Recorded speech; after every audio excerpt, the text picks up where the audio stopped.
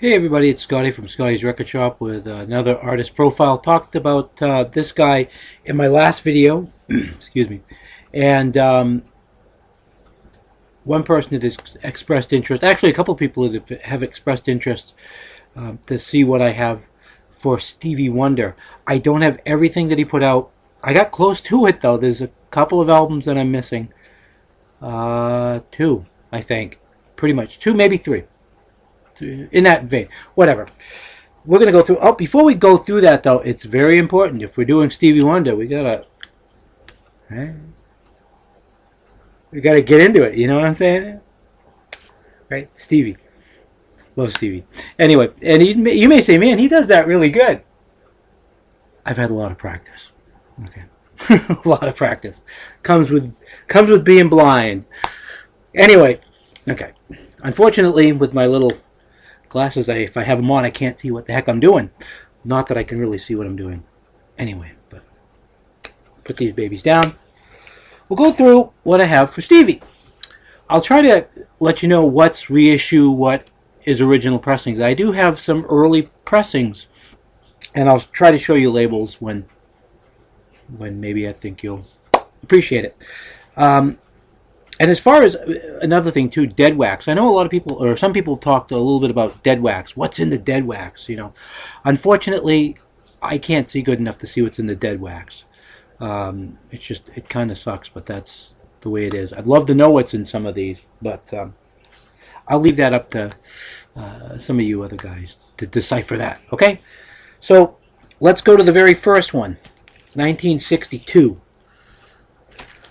Jazz Soul of Little Stevie Wonder. This is not an original pressing. This is an early 80s. Make sure that you're seeing this all really well. Okay, you can. You can't see my fugly face, but you can definitely see the album. That's all that matters. Yeah, this is an early 80s pressing. MOTWN reissued the majority of his stuff around 81 or 82, something like that. So this is on the actual MOTWN. You guys know what that label looks like, right? But still the original art for the most part. And an interesting album, for sure. Tribute to Uncle Ray. This is another reissue. I've not seen. I know that they exist, and I mean, if I really wanted to find one, I could. But I don't know if I really want to spend the money on some of these early albums' original pressings on Tamla. They were all originally on Tamla. This is my first original pressing on Tamla, 1963. This is the album that really broke little Stevie, 12-year-old genius. Recorded live. This is where Fingertips Part 1 and Part 2 came from. And I will show you the Tamla label on this, just in case for some strange reason you've never seen the old Tamla label, the original one.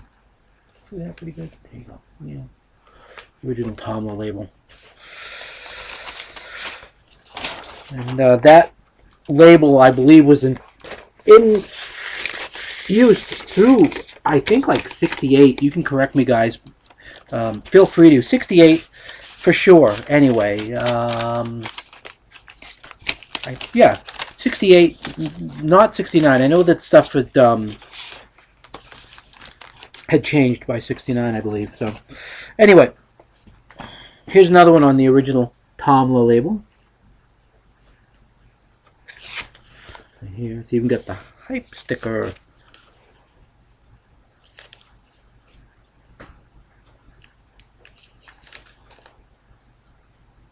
$1963 for this one. Moving on, I just showed this one in the last video, but I'll show it again. Stevie at the Beach. And this is also on the original Tamla. 1964 or 5 for this one. All right. This is where he really took off. Oh, and Workout Stevie. Workout is one of the albums that I'm missing that came out right in that era, right there. Still looking for that one. I don't mind if I get a reissue on Motown. I just want it on vinyl, you know. There's another one that's an original Tomla pressing. Uptight. 1966. You'll see this album again when I do a video of albums that were released on the in the year that I was born. Which I will hopefully get my act together by June. That's when my B-Day is. So, 1967, Down to Earth.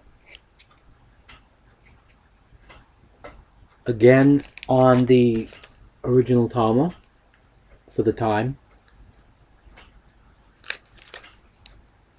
1967, I already said that, right? 1967, yeah.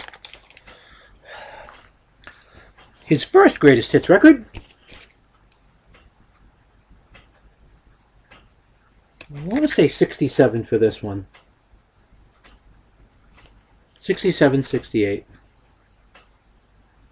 I was like a whole 2 years old. It's like I really remember it well, you know. But okay, this is an interesting album. I have two covers for this album. And I'm not sure. I think this would be the first actual cover. Very subtle difference. Well, not subtle, but there are some differences. I Was Made to Love Her. This is the original Tomla pressing of this record.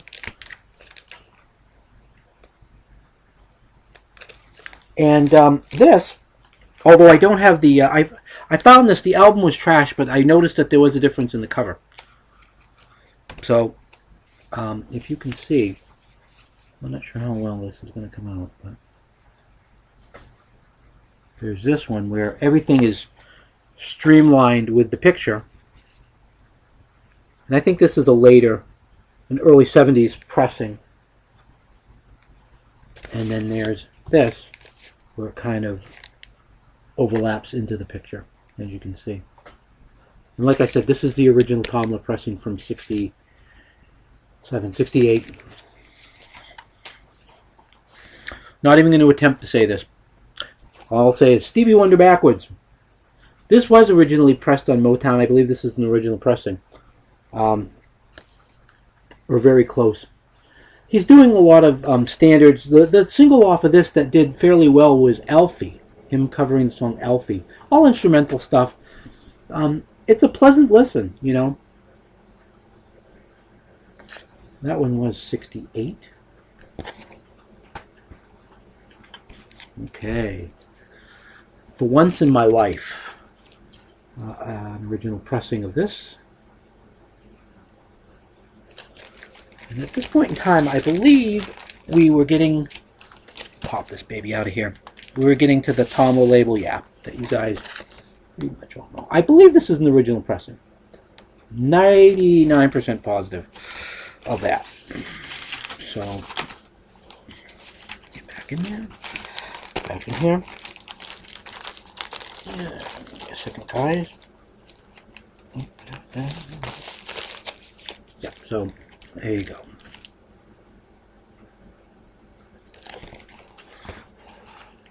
My Chérie Amour. My Chérie Amour. This is a great record. This is an original Tomla pressing from 69. Hopefully these are coming out.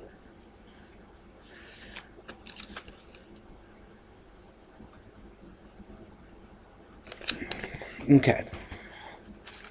This one, this is not an original pressing. And I don't believe, I think this is a Motown pressing. Let me take a look and make sure. This is, of course, signed, sealed, and delivered. This is a great, great, great record.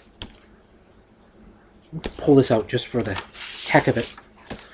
I am pretty yeah, this is an original. This is not an original, I'm sorry. This is a Motown, early 80s pressing of that. Great record. Doesn't matter if it's on Motown or Tomla. If you see it, pick her up. Where I'm Coming From? Is that what it is? Yeah. Where I'm Coming From.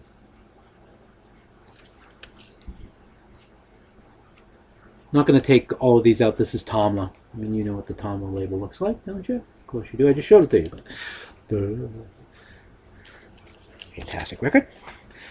Get into a couple of compilations. I know some of you have this one. This is a great, if you got like, you know, an hour and a half or whatever it is, you just want to get some serious early Stevie Wonder in one shot. This is it. Triple album. MOTWN was putting a few of these out. These were, I believe, out in the early 70s. Some of you would know for sure. I'm thinking 74, 75. I remember this from a long time ago. Great, great, great. Early stuff, though. Only goes up to like 71-ish, I believe. Greatest Hits Volume 2.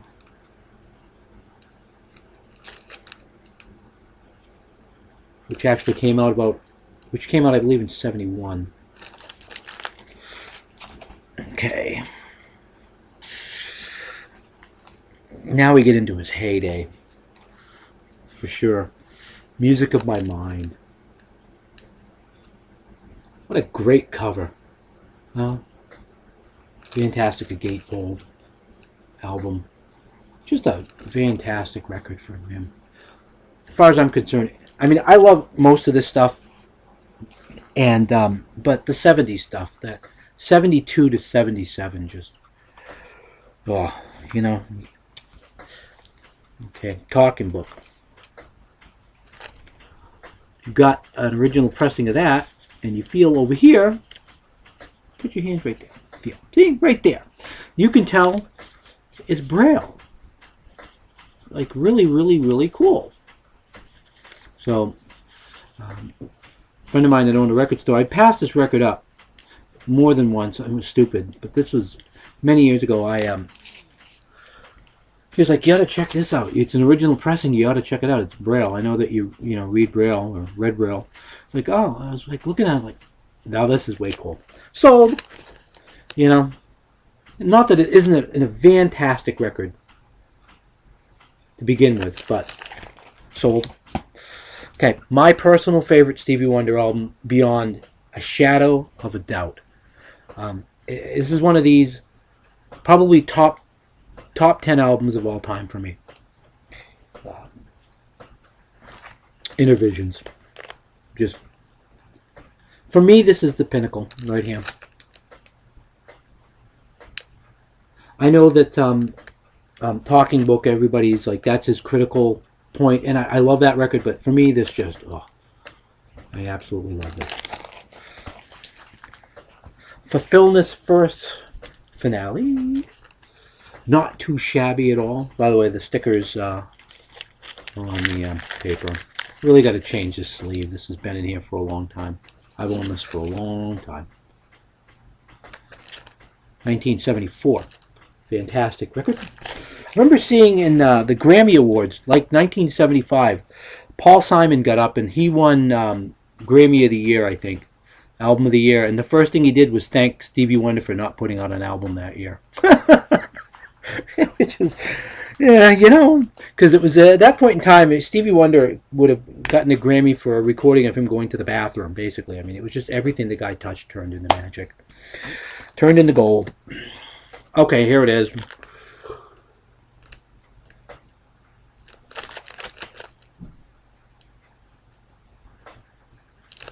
Fantastic record. Double album. Then came this, and it's kind of like, we were all, when this came out in 79, we were all like, huh, what was he thinking? It's not a hard, looking back in retrospect, it's not a bad record, honestly. It's just, it's not Intervisions, you know, or, you know, he was, anyway, this is Journey into the Secret Life of Plants. Ooh, cosmic, or something, I don't know what he was on at that point in time for drugs, but it's got some great stuff on it. Double album. By the way, as we're going through the 70s stuff, we got done. There's a live album, 1970. Two live albums, actually. One that came out in the UK, Live at the Talk of the Town. and there was a live album that was issued here in America. I don't have those. I was in the process of trying to get that live, the Tomla one, the U.S. pressing, and I think I got burned. I'll be honest with you. You know, one of those you paid for it and it hasn't come in the mail yet, and it's been a while, so not sure what's up with that. Luckily, it wasn't a heck of a lot of money, but still, I want my record, please. That's another one that's missing.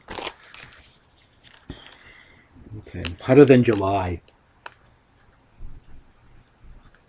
Stevie Wonder, Tackling Country.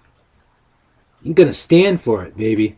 That just I love that song. It's like, oh wow, funky country. All right, if anybody could do it, Stevie could. Love this record too. This is another one of those. If you want to hear some, you know, 70s, early 80s Stevie, you know, in a quick shot, this is for you right here. Music Aquarium. This is a textured cover. I know you can't feel it. Trust me on this. There's texture. The fishies are textured. It's really neat. A couple more here. In Square Circle. Right here, In Square Circle. I do not have Lady in Red soundtrack. I'll be honest with you. I don't know why, but I can't stand the song I Just Called to Say I Love You. I don't know why. It just drives me nuts. Love Stevie Wonder, man. That song.